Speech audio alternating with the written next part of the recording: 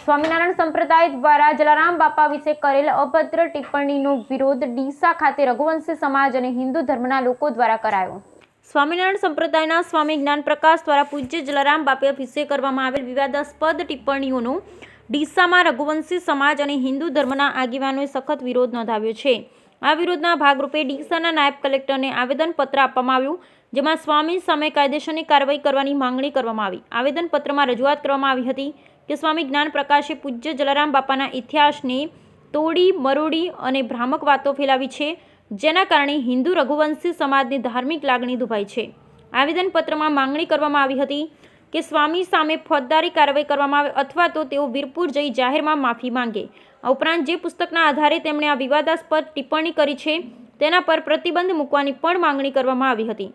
આવેદનપત્ર આપતા પહેલા ડીસાના જલારામ મંદિરમાં રઘુવંશી સમાજના આગેવાનો, હિન્દુ ધર્મના આગેવાનો, વેપારીઓની એક બેઠક યોજાઈ। આ બેઠકમાં સ્વામીના નિવેદનની સખત નિંદા કરવામાં આવી। ત્યારબાદ સૂત્રોચ્ચાર સાથે રિલીઝ સ્વરૂપે નાયબ કલેક્ટર કચેરી જઈ આવેદનપત્ર આપવામાં આવ્યું। બ્યુરો રિપોર્ટ ભરત ઠક્કર।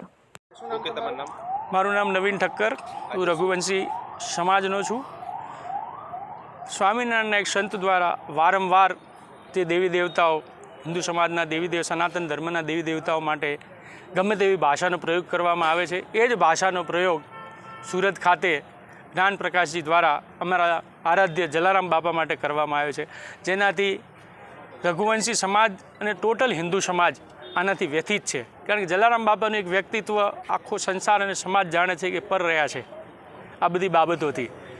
એનાથી અમે વ્યથિત થઈને સૌરાષ્ટ્રમાં પણ આખો સમાજ લાગેલો છે, આના માટે આંદોલન ચાલુ છે। અમે પણ ગઈકાલે એક જલારામ મંદિરે મિટિંગ કરેલી અને એમાં એવું નક્કી કરેલું કે આજે અમે આવેદનપત્ર આપશું, સરકારશ્રીના માધ્યમથી એ વીરપુર જઈને માફી માંગે એવી માંગણી કરી છે।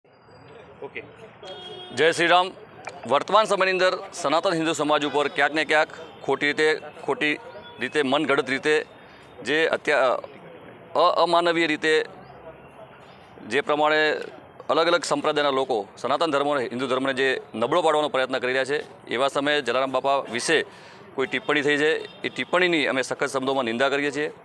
હિન્દુ સમાજ એ સનાતન હિન્દુ સમાજ એ ખૂબ જ સહિષ્ણુ સમાજ છે। એ ક્યારેય કોઈના વિશે કોઈ પણ વાક્ય કોઈ ખોટું બોલતો નથી હોતો। આવા સમયે સનાતન હિન્દુ સમાજને ઢીલો પાડવાનો જે પ્રયત્ન થતો હોય, વારંવાર હનુમાનજીની વાત હોય, મહાદેવ ભગવાનની વાત હોય, ખોડિયાલ માતાની વાત હોય, તો આવા દરેક આપણા આરાધ્ય દેવો વિશે કોઈ ખોટી ટિપ્પણી કરી અને સમાજની અંદર એક ડર અને ખોટો મેસેજ આપવાનો જે પ્રયત્ન કરી અને પોતે ખોટી પ્રસિદ્ધિ મળી જાય અને સમાજની અંદર પોતે પ્રખ્યાત થઈ